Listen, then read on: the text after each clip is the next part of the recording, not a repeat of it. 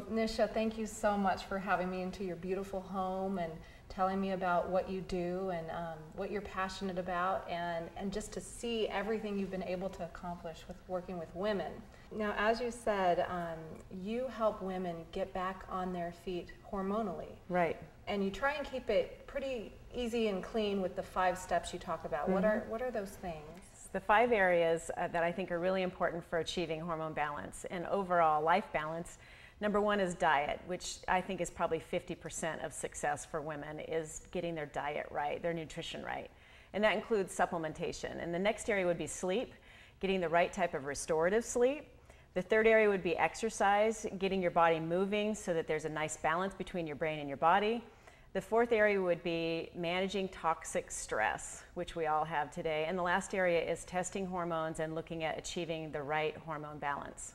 Well, let's start with the first one. Number 1, diet. What are your biggest tips? I love to talk about diet. So diet, like I said before, is 50% of the success. So if you're testing your hormones and you're sleeping well and you're taking all of the right supplements, but your diet is toxic or your diet is not clean, you really won't feel well. What I'm talking about is foods that are processed, white, starchy carbohydrates.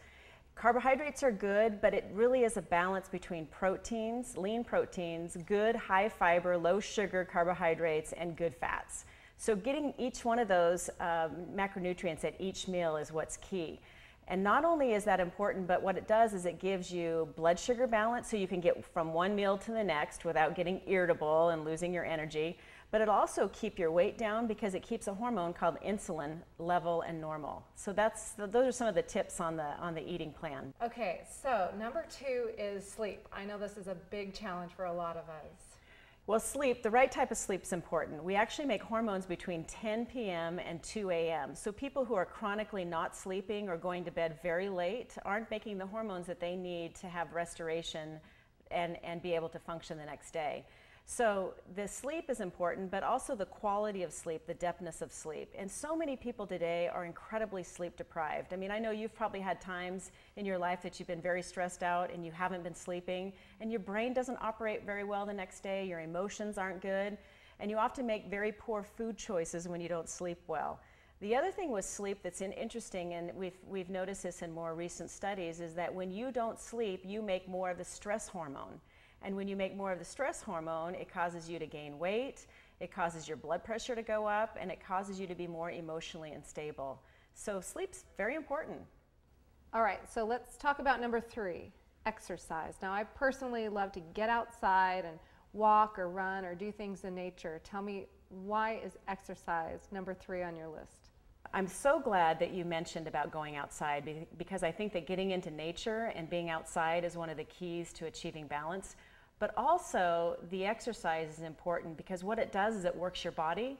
And we spend so much time during the week working our brain. We're making decisions, we're trying to get to places, our schedules are jam-packed, but we don't work our body. So people who never exercise, even if you just went out for a 10-minute walk, people that don't even do that, they have this terrible imbalance between their brain and their body. And what happens is that leads to depression, it leads to lack of motivation, and it leads to low energy, and really even their brain doesn't work as well. So just getting your body moving is the key. So basically, if you're not exercising, if you're not making the time, then you're going to fall flat on your face and not get to any of the things you need to do each day anyway. So true. Have to carve out the time somehow. You're absolutely right.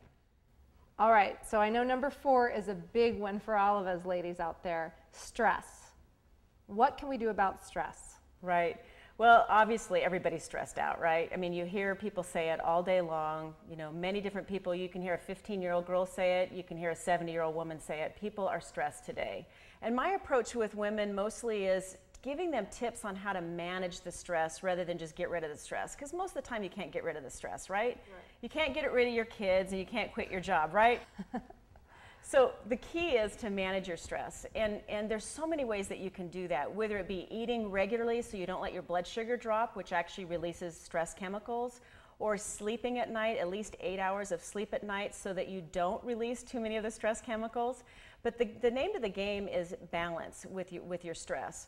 And so even the aspect of breathing is very, very important. Deep breathing to help your cortisol level drop. And what that does for you is it keeps you well, it keeps your hormones more balanced, And it also creates a wonderful emotional balance for you too. So giving yourself the tools to deal with the stress rather than feeding into the stress. That's right.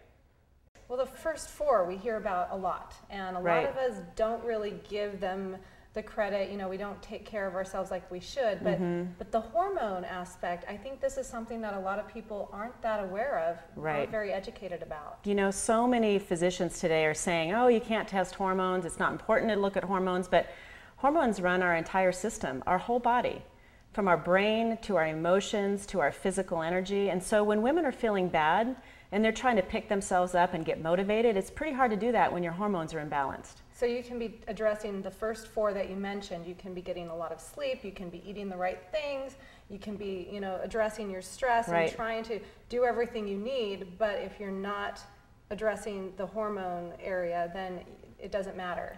Absolutely. Tell me about your online hormone consulting service that you have available to women everywhere. I'd love to. It's on a website called justasknish.com. And the reason why we put that together, it's actually been in the making over the last couple of years, but the reason why we put it together is over the last 18 years of seeing patients, I'll see a patient here in Medford and I'll treat her and she'll have excellent success, and she'll have a sister in Chicago.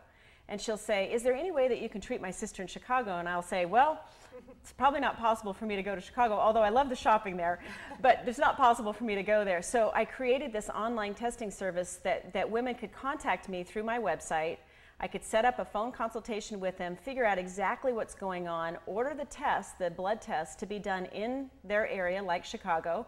And then once the test results come in, actually have another consultation with her on the phone, tell her exactly where she's at with her hormones and exactly what she needs to do to get balance. It's just a wonderful service for women, and it gives me a lot of great pleasure and a lot of great joy to know that I've put them back on the right path, and I can work with their healthcare provider or their physician in the area, and what it does is it allows them to learn along the way too. So they're able to find out if that might be the missing link that's keeping them from feeling great, looking great, energized, all of those things. What we're trying to get away from is women going into the medical office with depression or fatigue or just even irritability or just not feeling like themselves and getting handed a prescription for antidepressants or birth control pills. That's what we're trying to get away from. Even though that those medications sometimes have their place in medicine, there's a better answer, and women can feel better if we figure out what the problem is. So that's really where we're trying to go with this. That's exciting. It is. So another way you educate women is through your books. And I was reading some of a couple of your books you have. You have the Hormone Survival Guide,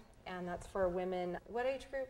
35 to 50-ish, okay. Going into menopause, women going into menopause. You know, there's so many books out there on menopause, but there's not a lot of books on what happens before you get to menopause. So that's why I really wrote the book. And then you followed that up with a book for teens, the Surviving the Teenage Hormone Takeover. Right, well that's because balancing all the women 35 to 50, a lot of them have teenage girls that they wanted to have help. So that really led me to wanting to write this book on surviving the teenage hormone takeover, because I wanted teenage girls to be able to have a handbook to use too. I wrote it, the second book, really as a guide to mothers, because I didn't think teenage girls would actually admit that they have a problem and want to read the book. But I have found that a lot of teenage girls really like reading the book, and there's a section in each chapter for the teenage girl to read. So again, it's very simple stuff, it's more natural solutions, and it's a way for mothers and daughters to be able to get help.